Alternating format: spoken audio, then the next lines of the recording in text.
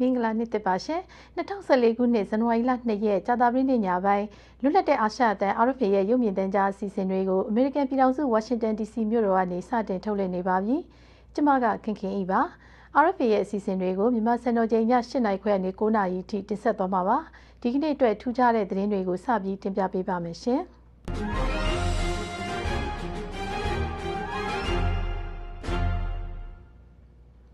လူအဖွဲ့အစည်းတရက်လုံးရဲ့နိုင်ငံရေးစီးပွားရေးလူမှုရေးလိုအပ်ချက်တွေနဲ့တဟဇာတဖြစ်အောင်ဖွဲ့စည်းပုံခြေခံဥပဒေကိုအခြေအနေအချိန်အခါအလိုက်ပြင်ဆင်ရမှာဖြစ်တယ်လို့သမ္မတဦးသိန်းစိန်ကပြောကြားလိုက်ပါတယ်။အစိုးရပိုင်းသတင်းမီဒီယာတွေကနေဒီကနေ့ထုတ်လွှင့်တဲ့လစဉ်ရေဒီယိုမိန့်ခွန်းမှာသမ္မတဦးသိန်းစိန်ကအခုလိုထည့်သွင်းပြောကြားလိုက်တာပါ။အခြေခံဥပဒေပြင်ဆင်ရေးနဲ့ပတ်သက်လို့သမ္မတရဲ့သဘောထားကိုလူသိရှင်ကြားပြောကြားသင့်တယ်ဆိုပြီးဝေဖန်မှုတွေရှိလာချိန်မှာဦးသိန်းစိန်ကပထမဆုံးကြိမ်အဖြစ်အခုလိုထုတ်ဖော်ပြောကြားလိုက်တာလည်းဖြစ်ပါတယ်။ဒီမိန့်ခွန်းမှာနိုင်ငံအကြီးအကဲဖြစ်တဲ့သမ္မတရေးချင်းနဲ့ပတ်သက်လို့သဘောထားကွဲလွဲမှုတွေရှိနေရမှာနိုင်ငံရေးအကျပ်တဲတစ်ခုအထိရောက်ရှိမသွားအောင်နိုင်ငံရေးရွေးချယ်မှုမှန်ဖို့လိုအပ်တယ်လို့လည်းသတိပေးထားပါတယ်။ဒီကိစ္စနဲ့ပတ်သက်တဲ့ကျွန်တော်ရဲ့သဘောထားကတော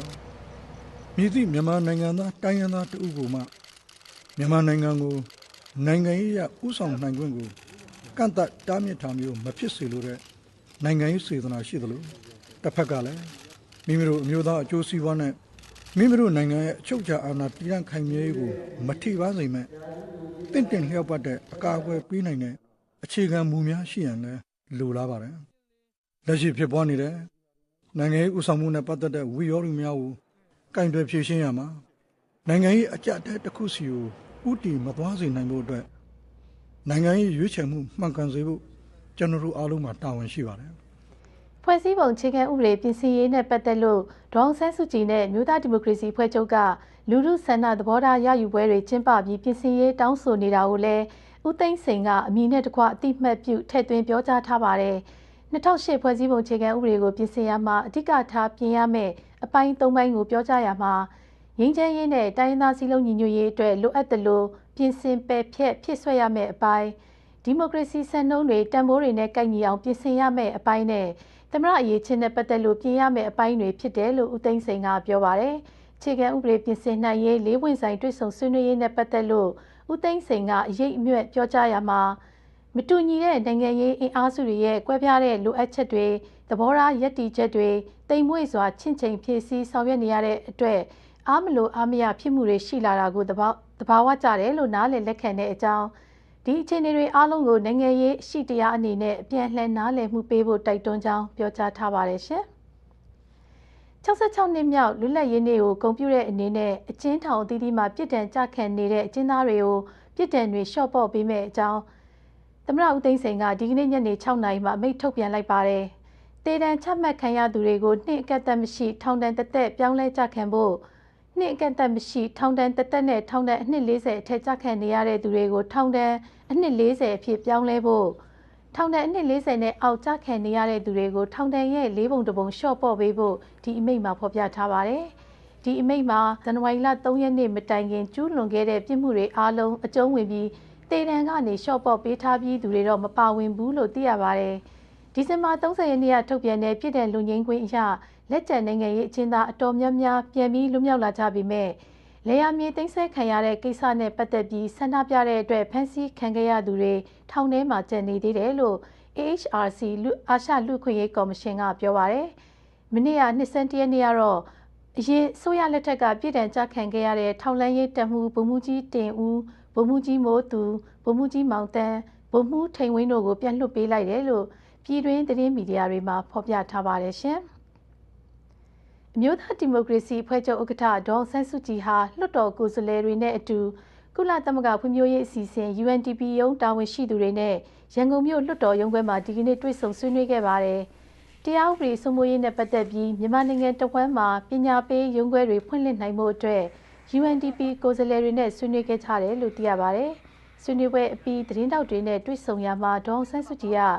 2008ဖွဲ့စည်းပုံပြင်ဆင်ရေးမှာပြည်သူတွေပါဝင်လာဖို့လိုအပ်တယ်လို့ပြောပါတယ်။ဒါ့အပြင်လေးဝင်ဆိုင်ဆွေးနွေးရေးဟာမိမိရဲ့သဘောဆန္ဒသက်မဟုတ်ဘဲတိုင်းပြည်ကလိုအပ်နေတာကြောင့်တောင်းဆိုနေတာဖြစ်တယ်လို့လည်းဒေါအောင်ဆန်းစုကြည်ကပြောပါတယ်။ဒီကနေ့တရားဥပဒေစိုးမိုးရေးညှိနှိုင်းဆွေးနွေးပွဲကိုပြည်ထောင်ရေးဝန်ကြီးဌာနနဲ့ နိုင်ငံသားရေးဝန်ကြီးဌာနကတာဝန်ရှိသူတွေလည်းထရောက်ခဲ့ပါတယ်ရှင်။ရှစ်လေးလုံးရေးတော်ပုံနောက်ပိုင်းအကျဉ်းထောင်တွေနဲ့စစ်ကြောရေးစခန်းတွေမှာကြာဆုံးခဲ့သူတွေအတွက်ဂုဏ်ပြုပွဲအခမ်းအနားကို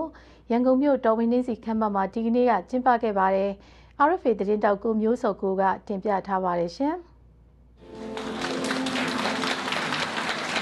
ရှစ်လေးလုံးအရေးတော်ပုံနောက်ပိုင်းအကျဉ်းထောင်တွေနဲ့စစ်ကြောရေးစခန်းတွေမှာကြာဆုံးသွားကြသူတွေအတွက်ဂုဏ်ပြုပွဲအခမ်းအနားကိုရန်ကုန်မြို့တော်ဝင်နှင်းစီခမ်းမမှာဒီကနေ့ကျင်းပခဲ့တာပါ။အဲ့ဒီအခမ်းအနားကိုနိုင်ငံရေးအကျဉ်းသားဟောင်းများအဖွဲ့နဲ့နိုင်ငံရေးအကျဉ်းသားများကူညီဆောင်ရှောက်ရေးအဖွဲ့တို့ကပူးပေါင်းကျင်းပခဲ့တာဖြစ်ပြီးအမျိုးသားဒီမိုကရေစီအဖွဲ့ချုပ်ဥက္ကဋ္ဌဒေါ်အောင်ဆန်းစုကြည်ကတဝင်လွှာပေးပို့ခဲ့ပါတယ်။ဒေါ်အောင်ဆန်းစုကြည်ရဲ့တဝင်လွှာကိုစစ်ကြောရေးစခန်းမှာ16ရက်ကြာစစ်ဆေးနေချိန်မှာကြာဆုံးခဲ့ရတဲ့ဦးမောင်ကိုရဲ့သမီးကြီးမက်ဝေဝေမြင့်ကဖတ်ကြားခဲ့ပါတယ်။အကျဉ်းထောင်တွေစစ်ကြောရေးစခန်းတွေကိုအသုံးပြုပြီးလူတွေရဲ့ယုံကြည်ချက်တွေကိုရိုက်ချိုးဖို့ကြိုးစားတာဟာတိုင်းပြည်ကိုအညွတ်ချိုးစေတာပါပဲ။တကယ်တမ်းကျတော့ဒီအကျဉ်းထောင်တွေစစ်ကြောရေးစခန်းတွေကိုဖျက်ဆီးခဲ့ကြသူတွေရဲ့စိတ်ဓာတ်တွေအယူဆတွေယုံကြည်ချက်တွေဟာဆက်လက်ရှင်သန်ဖွံ့ဖြိုးပြီးတိုင်းပြည်ရဲ့ဒီမိုကရေစီရေးလူ့အခွင့်အရေးအမျိုးသားပြည်နယ်တည်ငြိမ်ရေးအတွက်အခြေခံကောင်းတွေဖြစ်ခဲ့ပါတယ်။စစ်မှန်တဲ့အာဇာနည်စိတ်ဓာတ်ဆိုတာအာဃာတကင်းစင်ပြီးမြင့်မြတ်တဲ့ပေါင်းစည်းညီညွတ်ရေးကိုသာလိုလားရပါလေ။ကြာဆုံးသွားခဲ့တဲ့နိုင်ငံရေးအကျဉ်းသားတွေရဲ့မိသားစုဝင်တွေကိုအစိုးရအဆက်ဆက်ကတောင်းပန်ဖို့လိုတယ်လို့ NLD နာယကဦးတင်ဦးကဒီကနေ့အခမ်းအနားမှာပြောပါတယ်။ဒီပုဂ္ဂိုလ်တွေတို့ယုံကြည်ချက်အတွက်အသက်ဆုံးသွားကြတယ်။ကျမ်းနာနေဆက်ခံကြတယ်။ဘောပြစ်ကြတယ်။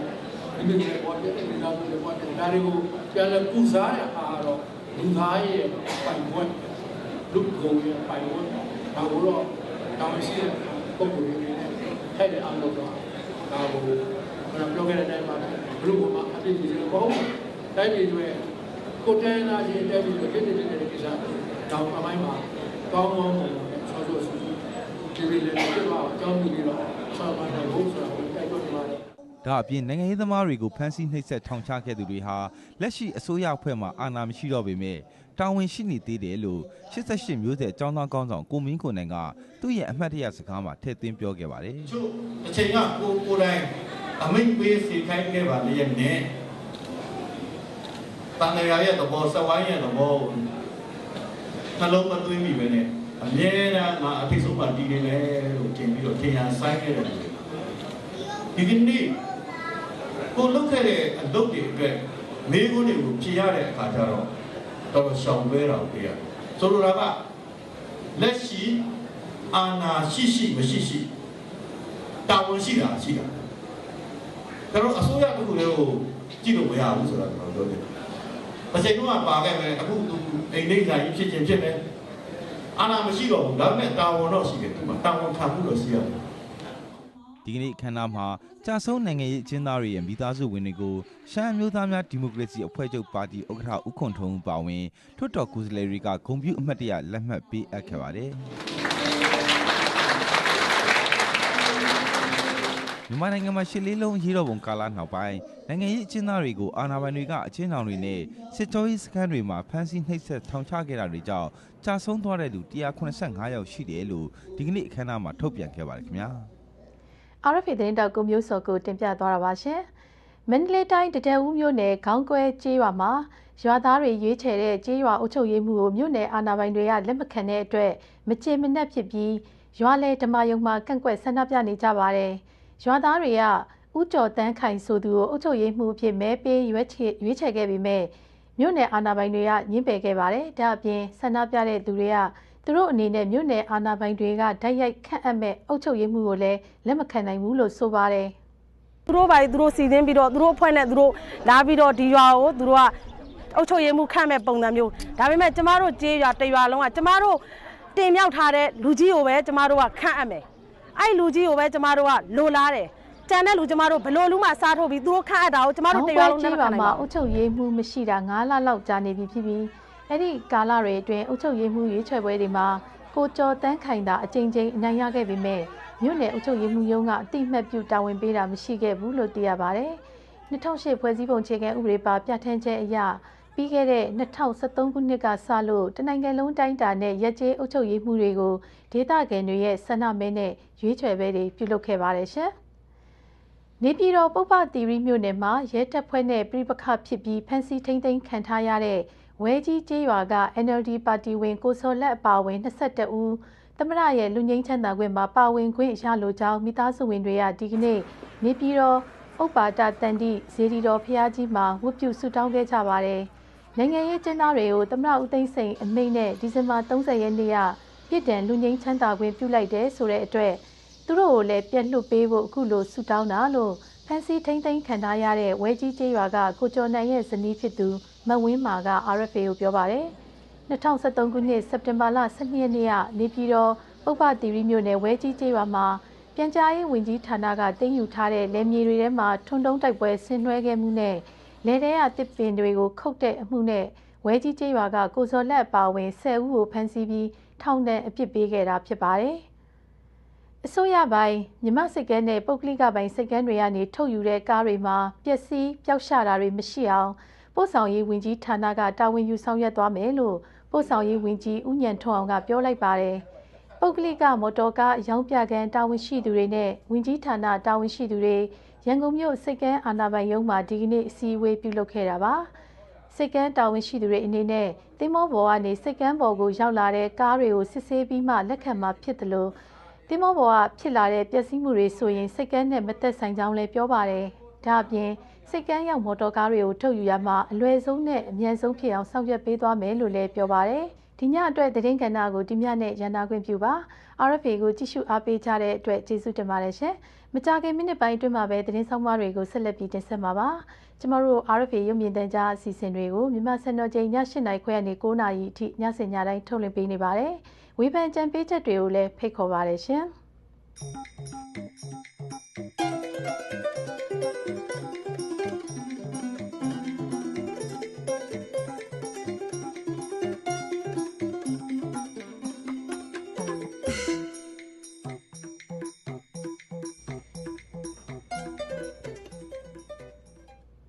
RFA ရုပ်မြင်သံကြားအစီအစဉ်တွေကိုဆက်ပြီးကြည့်ရှုနေရတာပါ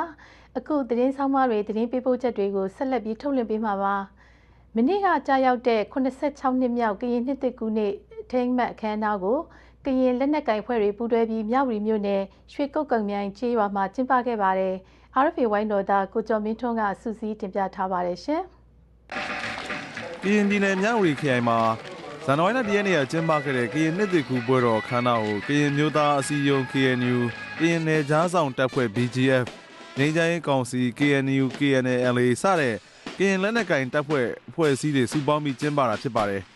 ။အခမ်းအနားကိုစီရေးပြစစ်ကြောင်းချီတက်မှုနဲ့စခဲ့ပြီး KNU BGF KNU KNLA ကိုစားပြုစစ်ကြောင်းတွေပါဝင်ချီတက်စီရေးပြခဲ့ကြပါတယ်။ဒါဟာကရင်မျိုးသားအစည်းအရုံးကနေခွဲထွက်ခဲ့တဲ့လက်နက်ကင်ကရင်အဖွဲ့အစည်းတွေ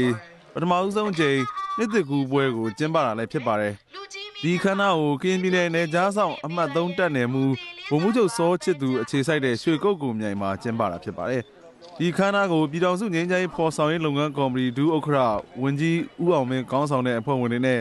KNU BGF KNU KNLA ခေါင်းဆောင်တွေ DKBA ခေါင်းဆောင်တွေနဲ့ကယားပြည်နယ်ကလူမှုအဖွဲ့အစည်းတွေတက်ရောက်ခဲ့ကြပါတယ်။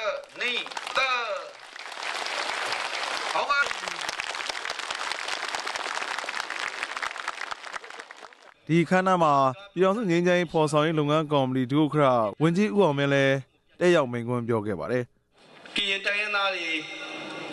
ဒန်းတူရည်တူခွင့်ရေးရရှိရေးကရင်တိုင်းရင်းသားတွေ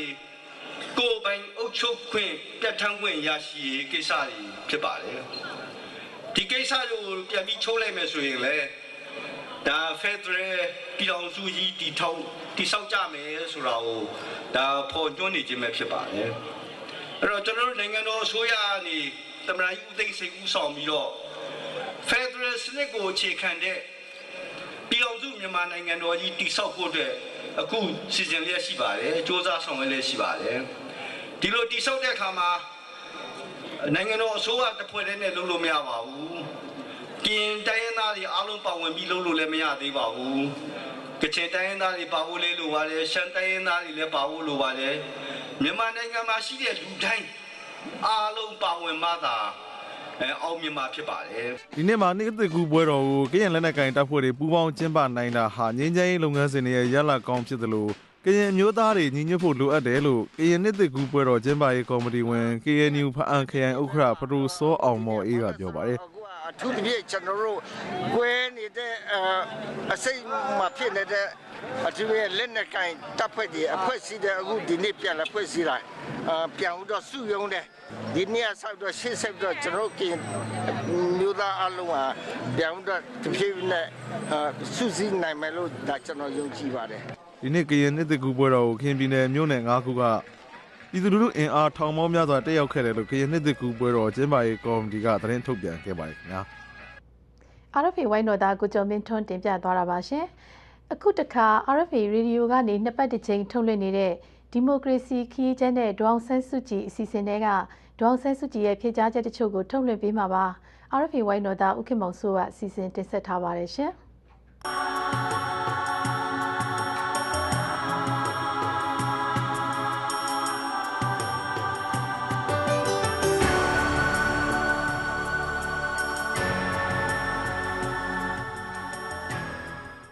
်အားလုံးရွှင်လန်းချမ်းမြေ့ကြပါရဲ့လားခင်ဗျာဒီမိုကရေစီခီးချမ်းတဲ့ဒေါ်အောင်ဆန်းစုကြည်အစီအစဉ်ကိုစတင်ပါရစေဒီမင်္ဂလာနှစ်သက်မှာပြီးခဲ့တဲ့နှစ်အတွင်းမြန်မာပြည်ရဲ့အခြေအနေတွေကိုဒေါ်အောင်ဆန်းစုကြည်ဘယ်လိုသုံးသပ်ပါသလဲလို့ကျွန်တော်အရင်ဆုံးမေးမြန်းခဲ့ပါတယ်ခင်ဗျာလူလူဘက်ကကြည့်လို့ရှိရင်တော့တိတ်ပြီးဘဝတွေမှာတိုးတက်မှုမရှိဘူးလို့မြင်ကြမယ်။ဘာလို့လွတ်တော်ဘက်ကနေကြည့်လို့ရှိရင်တော့အတိုင်းအတာတစ်ခုထိတိုးတက်မှုရှိတယ်။နောက်ပြီးတော့ဝါအနေနဲ့ကိုယ်စားတယောက်အနေနဲ့ကော်မှုမှာအတိုင်းအတာတစ်ခုထိကျင်းလောက်အောင်လုပ်နိုင်တာရှိတယ်။ဖွဲ့ချုပ်အနေနဲ့လည်းအတိုင်းအတာတစ်ခုထိကျင်းမှုရှိအောင်လို့ပြန်ပြီးတော့ဖွဲ့စည်းနိုင်တယ်ပေါ့။ပြန်ပြီးတော့လှုပ်ရှားတာတွေစနစ်တကျပို့ပြီးတော့လုပ်နိုင်တယ်ပေါ့။အောက်ခြေလူတန်းစားတွေရဲ့ဘဝကတော့တိတ်ပြီးတိုးတက်မှုမရှိပါဘူး။မရှိတော့ပါပဲလို့ပဲပြောရမှာပေါ့။နောက်တစ်ခါဆက်လက်ပြီးဖွဲ့စည်းအုပ်ချုပ်ပုံအခြေခံဥပဒေပြင်ဆင်ရေးနဲ့ပတ်သက်ပြီးကြန့်ခိုင်ဖွံ့ဖြိုးရေးပါတီဗဟိုကော်မတီဝင်ဦးလှဆွေကသူတို့ပါတီရဲ့အကြံပြုချက်တွေထဲမှာသမရအရေးချင်းနဲ့ပတ်သက်ပြီးအရင်ကလိုချွေးမာတွေတမက်တွေနိုင်ငံသားဖြစ်ဖို့မလိုတော့ဘူးလို့ပြောပါတယ်။ဒါကြောင့်ဒေါအောင်ဆန်းစုကြည်သား2ဦးမြန်မာနိုင်ငံသားအဖြစ်ခံယူလိုက်မယ်ဆိုရင်သူ့အနေနဲ့သမရဖြစ်ခွင့်ရှိသွားပြီလို့ပြောခဲ့ပါတယ်ခင်ဗျ။အဲ့ဒီအပေါ်ဒေါအောင်ဆန်းစုကြည်ရဲ့သဘောထားဘယ်လိုပါလဲခင်ဗျာ။ဒီကိစ္စဟာဒီပေါ်မှာကိုပြင်တာမအတွက်မှပြင်နေတာမှမဟုတ်ပဲဒီမိုကရေစီအစနှုံးစံထားနေတယ်မကိုက်ညီလို့ဒီချွေးမာတွေတမက်တွေဘာတွေမပြောနေနဲ့ကိုသားကိုသမီးဆိုတာလေဒါတရားဥပဒေအရ22နှစ်ကျော်ရင်ကိုကပိုင်ဆိုင်တော့တာမှမဟုတ်ပဲသူတို့ကလူကြီးဖြစ်ပြီးသူတို့ဘဝကိုသူတို့ဆုံးဖြတ်ပိုင်ခွင့်ရှိတယ်တနည်းအားဖြင့်ပြောလို့ရှိရင်တွေးအားဖြင့်ဒါတော်တော့တယ်ပေါ့နော်ဥပဒေအရဆိုလို့ရှိရင်ဘာမှမတော်တော့ဘူးလို့ဒီလိုပဲပြောရမှာပဲဥပဒေကဒီလိုပဲသတ်မှတ်ထားပဲဘာမှလည်းတာဝန်မရှိတော့ဘူးအဲ့တော့22နှစ်ကျော်နေတဲ့သားသမီးတွေသူတို့ကသူတို့ဘာနိုင်ငံသားခံယူကိုနဲ့မဆိုင်တယ်ဘူးအဲ့ဒီလိုဆိုင်အောင်လို့လှုပ်ထားတာကဒီမိုကရေစီစံနှုန်းနဲ့လည်းမညီဘူးဒီချွေးမတွေတမက်တွေထုတ်လိုက်တာနဲ့ပဲလက်ခံနိုင်ရမယ်လေလားနောက်ချွေးမတွေတမက်တွေနိုင်ငံသားမဟုတ်ရင်လည်းရတယ်ဆိုတာဟာငါအတွက်ရည်ရွယ်တာတော့မဟုတ်ပါဘူးဘလို့အတွက်ရည်ရွယ်လဲတော့မသိဘူးနောက်မေးခွန်းတစ်ခုကတော့နိုင်ငံရေးကျင်းသားတွေဒီအပိုင်းလှုပ်ပေးနေတာနဲ့ပတ်သက်လို့ပါအစိုးရကနိုင်ငံရေးကျင်းသားတွေကိုလှုပ်ပေးနေတာတော့ကျွန်တော်ကြားရတယ်ဒါပေမဲ့လည်းသူတို့ဘဝတွေပြန်လဲထူထောင်ရေးအတွက်တစုံတရာဆောင်ရွက်ပေးတာတော့အခုချိန်ထိမရှိသေးပါဘူးဒါကြောင့်သူတို့ကိုနိုင်ငံတော်ကကူညီပံ့ပိုးပေးဖို့ NLD လွှတ်တော်ကိုယ်စားလှယ်တွေအနေနဲ့တစုံတရာတင်ပြတောင်းဆိုဖို့အစီအစဉ်ရှိပါသလားလို့ကျွန်တော်ဒေါအောင်ဆန်းစုကြည်ကိုမေးမြန်းခဲ့ပါတယ်ခင်ဗျာအခုလွှတ်တော်စတဲ့အခါကြာလို့ရှိရင်တော့ဒါဆွေးနွေးပါမယ်။ဝါတို့ကတော့ဒီဇိုင်းမှပဲပေါ့နော်နိုင်ငံရေးကျင်းသမားတွေထူးဖြင့်ဝါတို့ NLD ဖွဲ့ဝင်နေဆိုလို့ရှိရင်ဒီလိုဘဝပြန်တဲ့ထူထောင်ရေးအတွက်တတ်နိုင်သမျှလုပ်ခဲ့တာပဲ။နှစ်ပေါင်း20ကျော်တည်းကလုပ်ခဲ့တာ။ကိုယ်မှရှိတဲ့လှုပ်ဆောင်နိုင်တဲ့အနေထားအင်တာမနဲတဲ့အချိန်တုန်းကတောင်မှလုပ်ခဲ့တာပဲ။အခုလည်းဒီလိုပဲဆက်ပြီးလုပ်သွားမှာပါပဲ။အစတုန်းကဆိုလို့ရှိရင်လူမှုအထောက်အကူပေါ့နော်လူမှုအထောက်အကူအဖွဲ့ဆိုတာအဓိကအားဖြင့်နိုင်ငံရေးအကျဉ်းသားတွေထောင်ဝင်စားသွားနိုင်မှုနောက်ပြီးတော့မိမိတို့ရဲ့သားသမီးတွေပညာသင်နိုင်မှုနောက်ပြီးတော့ကျန်းမာရေးနဲ့ပတ်သက်လို့ရှိရင်ကူညီနိုင်ဖို့ဆိုပြီးတော့ထူထောင်ခဲ့တာအခုအဲ့ဒီရန်ပုံငွေကပို့ပြီးတော့ဘဝပြန်တဲ့ထူထောင်ရေးအတွက်သုံးဖို့လုပ်နေကြပါတယ်နောက်တစ်ခါမြစ်ဆုံစီမံကိန်းကိုပြန်လည်စတင်နိုင်ရေးအတွက်2015မှာတက်လာမဲ့အစိုးရနဲ့ညှိနှိုင်းမယ်လို့တရုတ်ကုမ္ပဏီကပြောခဲ့ပါတယ်အဲ့တော့ဒေါ်အောင်ဆန်းစုကြည်ဦးဆောင်တဲ့NLD ပါတီအနိုင်ရမယ်ဆိုရင်အဲ့ဒီကိစ္စဘယ်လိုဆောင်ရွက်မလဲခင်ဗျာညှိနှိုင်းရမှာပေါ့မညှိနှိုင်းလို့ဘယ်နဲ့လုပ်မလဲဘာလို့အခုအစိုးရတကယ်တော့ဒီစီမံကိန်းကြီးကိုတန်းလိုင်းကြီးထားတဲ့သဘောပဲတာဝန်မယူတဲ့သဘောဖြစ်တာပေါ့တကယ်ဆိုတာအစိုးရဆိုတာတာဝန်ယူရမှာပဲ နောက်ပြီးတော့ဒီမြစ်ဆုံစီမံကိန်းကိုအခုဆိုရတဲ့လူများစုကအရင်ဆိုရတယ်မှာပါခဲ့တာပဲအဲဒီမြစ်ဆုံစီမံကိန်းကိုသဘောတူခဲ့တော့ကလည်းဒီဆိုရအဖွဲ့ဝင်တွေပဲအခုမှမဆိုင်ဘူးလို့လုပ်နေလို့ပဲဖြစ်မလဲနောက်ပြီးဒီမြစ်ဆုံစီမံကိန်းကို9 နှစ်ရထားတယ်ဆိုတာနောက်လာမယ့်အစိုးရမှပဲတာဝန်ယူတော့လို့ပြောတဲ့သဘောမျိုးဖြစ်နေမှာပေါ့အဲ့ဒါတော့မကြိုက်ဘူးအစိုးရတိုင်းဟာတာဝန်ယူရဲတဲ့တတ်သိရှိရမယ်တာဝန်ယူနိုင်တဲ့အရေးချင်းရှိရမယ်ကျွန်တော်ဒေါအောင်ဆန်းစုကြည်ကိုဆက်ပြီးမေးခဲ့တဲ့မေးခွန်းတစ်ခုကတော့လူတယောက်ရဲ့လက်တလောလုံးရအပေါ်မကျေနပ်တဲ့အခါမှာအရင်ကသူကိုယ့်အပေါ်ကောင်းခဲ့ဘူးတာတွေကိုတခါတလေကျွန်တော်မေ့သွားတတ်ပါတယ်လို့အဲ့ဒါဘယ်လိုသဘောထားရမလဲလို့ကျွန်တော်မေးခဲ့ပါတယ်ခင်ဗျာအဲ့ဒါနှစ်ခုရှိတယ်လေကိုယ့်ပေါ်မှာကောင်းခဲ့တဲ့ကျေးဇူးကတော့ကိုဘယ်တော့မှမမေ့သင့်ဘူးဒီကျေးဇူးကိုလည်းအမြဲထောက်ထားတယ်ဒါပေမဲ့ကောင်းတယ်ဆိုရဲဆိုကိုယ့်ပေါ်မှာပြောတာလားဒါမှမဟုတ်တခြားကိစ္စတွေမှာပြောတာလားဥပမာဆိုလို့ရှိရင်ကိုယ့်ကိုကျေးဇူးပြုတဲ့လူတစ်ယောက်ကနေပြီးတော့နောက်လူတစ်ယောက်ကိုတတ်လိုက်တယ်ဆိုတော့အဲ့တော့ तू တတ်တာကောင်းတယ်လို့တော့ဘယ်လိုမှပြောလို့မရအောင်လူသားမှုကလူသားမှုပဲသို့တော်ညာလေကိုယ့်ပေါ်မှာပြုထားတဲ့ကျေးဇူးကိုထောက်ထားပြီးတော့ကိုယ်တိုင်တော့ကိုရေးကိုတာအရာကူညီတာဖေးမပေးတာတော့လုတ်တင်တယ်လို့ရမှာပေါ့လှုပ်ဆိုင်တော့လို့ရမှာပေါ့ဒါပေမဲ့ကိုယ့်အပေါ်မှာကောင်းခဲ့လို့ပဲဟာလူသားထားမှမှာတယ်လို့ပြောလို့တော့ပဲဖြစ်မလဲလောကမှာအမှန်တရားအတိုင်းလောက်ကင်ဆောင်ရွက်ခြင်းမရှိကြသူတွေထဲမှာအမှန်တရားကိုတကယ်မသိတဲ့သူနဲ့သိရနဲ့မလုပ်တဲ့သူဘယ်အရေးအတွက်ကပိုများမယ်ထင်ပါသလဲလို့ကျွန်တော်ဒေါအောင်ဆန်းစုကြည်ကိုမေးခဲ့ပါတယ်အဲ့ဒါတော့လေနည်းပြောရခဲ့တယ်ငယ်ငယ်တုန်းကတော့ထင်တာတော့လေလူတိုင်းကတော့ကိုမိုင်းကိုသိတာပဲပေါ့နော်မသိကြအောင်ဆောင်းနေတာလို့ထင်ခဲ့တယ်ဒါပေမဲ့နည်းကြီးလာတော့တကယ်ကမသိကြတာကိုသတိပြုမိတယ်တကယ်ကိုတချို့တွေကကိုလုပ်တဲ့ကိစ္စကိုမှားတယ်လို့မထင်တာတွေကိုတွေ့ခဲ့ရတော့အားသင့်တယ်ပေါ့နော်အစထင်တာလူတိုင်းကကိုမှားလို့ရှင်သိတာပဲဝန်ခံတာပဲကွာတယ်လို့ထင်ခဲ့တယ်ဒါပေမဲ့အဲ့ဒီတော့လည်းမဟုတ်ဘူးတကယ်ကိုမှားတာကိုမသိတဲ့လူတွေရှိတယ်ဆိုတာတော့အသက်ကြီးလာတော့သဘောပေါက်သွားတယ်ဟုတ်ကဲ့အဲ့ဒီအမှန်တရားကိုမသိတဲ့လူတွေကရောသိဖို့မကြိုးစားကြသူတွေလားဒါမှမဟုတ်အမှန်တရားကိုငါတို့သိပြီးပြီလို့အယူလွဲနေကြသူတွေလားခင်ဗျပြောရမယ်ဆိုလို့ရှိရင်အမျိုးမျိုးရှိတာပေါ့နော်တချို့ကြတော့လေသိပြီးတော့ပညာဘက်မှာပညာဆိုတာအတန်းပညာပြောတာမဟုတ်ဘူးနော်ဒီလိုဆင်ញင်တုံတရားဘက်မှာအားနည်းလို့မသိတာတွေလည်းရှိတာပေါ့တချို့ကြတော့လေခုကြောက်ကိုခေါင်းဆိုပြောသလိုသူတို့ကသိသိလှပြီဆိုပြီးတော့အဲ့လိုမှားနေတဲ့လူတွေလည်းရှိတာပေါ့ဒါတော့အမျိုးမျိုးပေါ့အားလုံး2014နှစ်တကူမှာရွှင်လန်းချမ်းမြေ့ကြပါစေခင်ဗျာ RFA ရုပ်မြင်သံကြားအစီအစဉ်တွေကိုကြည့်ရှုနေရတာပါရှင်2013ခုနှစ်အတွင်းမြန်မာစီးပွားရေးကဏ္ဍကိုလေ့လာကြည့်တဲ့အခါမှာတိုးတက်မှုတွေရှိခဲ့တယ်လို့သုံးသပ်ကြတဲ့သူတွေရှိတယ်လို့နှေးကွေးတယ်လို့သုံးသပ်သူတွေလည်းရှိနေပါတယ်စီးပွားရေးလေ့လာသူတွေရဲ့အမြင်တွေကိုမေးမြန်းပြီးတော့ RFA သတင်းတောက်ကိုတီဟာထွန်းကတင်ပြထားပါတယ်ရှင်2013ခုနှစ်မြန်မာနိုင်ငံရဲ့စီးပွားရေးပြန်သုံးသပ်ရင်အကောင်းဆုံးလို့ပြောကြတဲ့အထက်မှာမြန်မာကျပ်ငွေကြေးတင်းကျပ်လာတာဟာတိုင်းပြည်စီးပွားရေးဖွံ့ဖြိုးမှုအတွက်ကောင်းတဲ့အချက်ဖြစ်တယ်လို့သုံးသပ်ကြသလိုအချိန်ထဲမှာလည်းဟိုတယ်နဲ့ခီးသွွားလုပ်ငန်းတွေဖွံ့ဖြိုးတိုးတက်လာတာဟာလည်း2013ခုနှစ်မြန်မာစီးပွားရေးအားကောင်းချက်ဖြစ်တယ်လို့ပြောကြပါတယ်ဒီ tourism ပေါ့လေအခုမြန်မာနိုင်ငံမှာတိုးတက်လာတာ tourism ကရခိုင်အစိုးရအဟောင်းတွေလည်းတိမ်ကနပဲရှိပါတယ်เนาะမနေ့ကစပြီးတော့ tourism ဝင်လာတာတန်းကျော်သွားတယ်เนาะဟိုဒီနေ့ဆိုရင်2တန်းလောက်ရှိပြီဟောအဲ့တော့ tourism တွေနေဖို့ထိုင်ဖို့ဒီအဆောက်အအုံတွေဟိုတယ်တွေတဲကိုကနေနေစားလောက်ဆိုင်တွေဒါတွေအတွက်ဖွင့်ပေးဖို့တရားလိုတယ်တိုးချဲ့ပြီးเนาะအဲ့ဒီဖြစ်တဲ့အလုတ်ကိုင်းခွင့်လန်းတွေအများကြီးရတဲ့အတွက်တိုင်းပြည်လည်းဝင်ငွေတိုးလာမယ်2013ခုနှစ်အတွင်းမှာပြည်ပရင်းနှီးမြှုပ်နှံမှုလုပ်ငန်းတွေကိုဖိတ်ခေါ်နိုင်မဲ့နိုင်ငံခြားရင်းနှီးမြှုပ်နှံမှုဥပဒေကိုပြဋ္ဌာန်းနိုင်ခဲ့ပါတယ်။ချိန်ထဲမှာလည်းတီလဝါလိုစက်မှုဇုံတွေအစာပြိုးတဲ့နှစ်ဖြစ်တယ်လို့ EU ဥရောပသမဂ္ဂအဖွဲ့ဝင်နိုင်ငံတွေနဲ့တကားပြန်ပွင့်လာပြီဖြစ်တဲ့အတွက်နှစ်ဖက်ကုန်သွယ်မှုလမ်းစာပွင့်တဲ့နှစ်လည်းဖြစ်ပါတယ်။2013ခုနှစ်ဟာမြန်မာစီးပွားရေးကမ္ဘာနဲ့ပြန်ချိတ်ဆက်နိုင်ဖို့လမ်းစာပွင့်တဲ့နှစ်လို့လည်းဆိုနိုင်ပါတယ်။ကမ္ဘာဘဏ်အပါအဝင်ဂျပန်စတဲ့နိုင်ငံတွေနဲ့အကျွေးလျှော်အကျွေးပြန်ချေးနိုင်အောင်ကြိုးပမ်းရတဲ့နှစ်လည်းဖြစ်ပါတယ်။နိုင်ငံခြားငွေလဲနှုန်းကလည်းဆရာတို့2013ထဲမှာဒီပလဲနှုန်းကိုပြောင်းလဲခဲ့တာလည်းထူးခြားမှုတစ်ခုပါ။အဲ့ဒါကဆရာတို့နှစ်ပေါင်းများစွာပေါ့လေပြောင်းလဲတဲ့ကိစ္စ။ပြောင်းလိုက်ရင်ဘာဖြစ်မလဲလို့ဒီစိုးရိမ်မှုမှုတွေကြီးမားမားဖြစ်ခဲ့တဲ့ကိစ္စပါ။တကယ်ပြောရလို့ရှိရင်တော့ကြီးမားမားနော်ဒီငွေလဲနှုန်းအတက်အကျပြောင်းလဲမရှိခဲ့ဘူးဆိုတာတွေ့ရတယ်။နောက်တော့ဆရာတို့ရဲ့လက်ထဲမှာလည်းခါတိုင်းနဲ့ဆိုင်တော့များတယ်လို့ဆိုနိုင်တယ်3လ3.9လစာဆို4လစာလောက်ပေါ့နိုင်ငံခြားတည်တံ့ငွေဒီ4ဘီလီယံကျော်ရှိနေတယ်ဒါဟာလည်းခါတိုင်းနဲ့ဆိုင်တော့များတယ်ဆိုပေမဲ့ဆရာတို့ကတကားဖွင့်လိုက်တဲ့အခါကျတော့ဒါနည်းတယ်လို့ပြောရမှာပေါ့နော်တကယ်ပြောရလို့ရှိရင်ကတော့ဒီတက်ပို့ပြီးတော့ရှိထိုင်ကောင်းမယ် ပြီးခဲ့တဲ့နှစ်ထဲမှာကုန်သွယ်မှုမှာလည်းပို့ကုန်တွေလည်းတော်တော်လေးများခဲ့တယ်နော်ဒီတဘာဝတန်ငွေရကုန်ပစ္စည်းပို့ကုန်တွေလည်းများခဲ့တယ်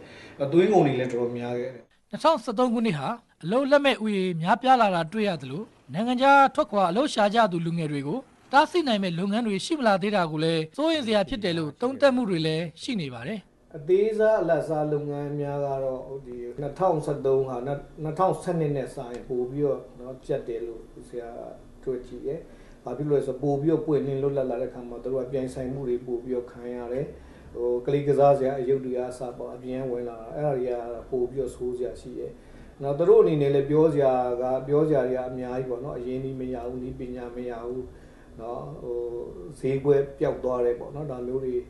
ကြုံတွေ့ခဲ့တော့တို့ကတော့2013ကိုသိပြီးတော့ပို့ပြီးတော့တိတာထင်နေရှာထိကြိုက်တယ်ပေါ့လေထိကြိုက်တာပုံများတယ်ဒီမှာဒီနေရာမှာလုပ်ငန်းတစ်ခုနဲ့တစ်ခုခြားနာချက်တော့ရှိနေပါရေပေါ်အဖြစ်ပြောရင်တော့ငယ်စားလက်စားလုပ်ငန်းများကတော့အခုအထိပေါ့လေဆရာတို့ကအဓိပ္ပာယ်ဖွင့်ဆိုနေရတဲ့အချိန်ပဲရှိသေးတယ်ငွေကြီးဆိုတာတို့ကအပေါင်လေးပေးနေတာမဟုတ်ဘဏ်တွေကလည်းသိပြီးဖွံ့ဖြိုးတိုးတက်တာမဟုတ်တဲ့အခါကျတော့နည်းနည်းလေးပဲเนาะချင်းငွေတွေထုတ်ပေးတယ်ချင်းငွေထုတ်ပေးရဆိုမဲ့နည်းနည်းလေးပဲရာကနန်းတောင်ရှိရလားမသိဘူးအဲ့ဒါလောက်ထုတ်ပေးပြီးတဲ့အခါမှာဆက်ပြီးထုတ်ပေးနိုင်တဲ့အခြေအနေမျိုးမရှိဘူးပေါ့เนาะအဲ့တော့တို့ရဲ့အခက်အခဲတွေအခြေအနေတွေကတချို့ဟာတွေကတော့တို့ကိုယ်တိုင်လုပ်ရမယ့်ကိစ္စတွေပေါ့เนาะအရေးသွေးပိုကောင်းစံညံပိုကောင်းလာအောင်စရိတ်တက်တာအောင်ဒါတွေကလုပ်ရမယ့်ကိစ္စတွေရှိတယ်လို့ပဲနိုင်ငံအဆင့်အနေနဲ့အစိုးရအနေနဲ့လုပ်ပေးကြရတော့เนาะအများကြီးပါ2014ဒီ15ဒီမှာလဲဆရာတို့ကတော့စိတ်ပူစရာပဲတကားဖွင့်သွားပြီဆိုရင်တော့ငယ်စားလက်စားတွေကပို့ပြီးထိခိုက်ဖို့များပါတယ်။သို့တော်လည်း2013ခုနှစ်မှာဆောက်လုပ်ရေးလုပ်ငန်းတွေနိုင်ငံတကာခီးသွွားလုပ်ငန်းတွေအားကောင်းခဲ့တာဖြစ်တဲ့အတွက်မြန်မာစီးပွားရေးအားကောင်းလာဖို့တာဆူတဲ့နှစ်လည်းဖြစ်တယ်လို့သုံးသပ်ကြသလိုကမ္ဘာဘဏ်လိုနိုင်ငံတကာအဖွဲ့အစည်းကြီးတွေကတော့2013ခုနှစ်မြန်မာစီးပွားရေးကိုအကောင်းမြင်ကြတယ်လို့သိရပါတယ်ခင်ဗျာ။အခုဆက်လက်ပြီးကချင်တိုင်းသားဘာသာစီစဉ်ကိုထုတ်လွှင့်ပေးမှာပါ။ကချင်ပြည်နယ်ကရှမ်းနီလူမျိုးစုတွေ KIA ကချင်လူမျိုးရေးအဖွဲ့ကိုဆန္ဒပြခဲ့ကြတဲ့အကြောင်းမြန်မာဘာသာစာတမ်းထိုးတင်ပြထားပါတယ်ရှင်။จุงพอมุงตัวรูดีไอไต้เลียงงวยสัมเขียงอมิวชานีก็KIA อุนปองมุนนัชนับเชนตับเพมิจนามเรก็ดิเซมบาคนยาชินิชวางกุนมุดุนนิงขับไปละมังกลอวาไซเรKIA ก็นาทำอมิวชานีเพอติกอนังเพียนคอนายอติกอนังคนกังทายในลำเซบกับสคริงเก้านาชวางกุนมุดุนในลำเรงไงเรเรดิมจินาตจูPCG สินซาลำอักยุกโลพงมล้อมเชหุ่นปองทุ่งคริงกินจอหนึ่งบัวมุงไตว่าสายสุดดูยุบเสาของกอนในโซนหนึ่งหมู่ส่วนวายเรแต่ก็อันเดียจะได้จึงพวกเด็กสามงวกอันเดียงอกินขับใหม่กว่าแต่ท่านก็อันเดียมุงจริงชอบมุงจริงงวก็มุงกันก็นะมุงจริงมีอะไรก็บุกก็นั่นมุงจริงมีอะไรก็เรียนไม่ได้ใช่มุงกันก็มุงกันก็เรียนไปว่าเสร็จจบเรียนได้ไปสักการได้ยานามกินมาซาได้ก็บินซาบินงามาบินมาซาไปสักการมาไทยดำได้ก็จะลามกุกลัวละเลยไอ้ที่มองยามนี้นะส่วนเนี่ยก็ลัวลำก็ได้ก็